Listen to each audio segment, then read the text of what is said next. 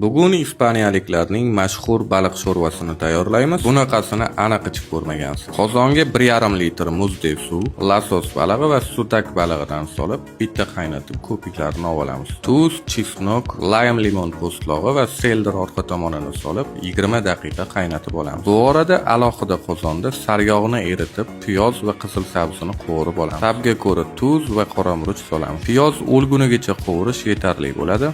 20 daqiqa qaynagan baliqlarimizni ko'tarib olamiz va marlidan o'tkazamiz. Tozalangan bulyonga qovurilgan piyozimizni aralashtirib olamiz. 200 gram yumshoq viola pishlog'i, 1 bog' ismaloq, ya'ni shpinatni mayda to'g'rab, uni ham solamiz. Shpinatni solishimiz bilan yana 15 daqiqa qaynaydi va baliq sho'rvamiz tayyor. Baliq sho'rvamizni tuzlarini ko'ramiz va bemalol tanovul qilishingiz mumkin. Yaqinlaringizni hayron qoldirish uchun albatta bu sho'rvani qilib ko'ring. Shunaqa foydali retseptlar ko'proq chiqishi uchun bitta like va bu videoni yaqinlaringizga jo'natib qo'ying.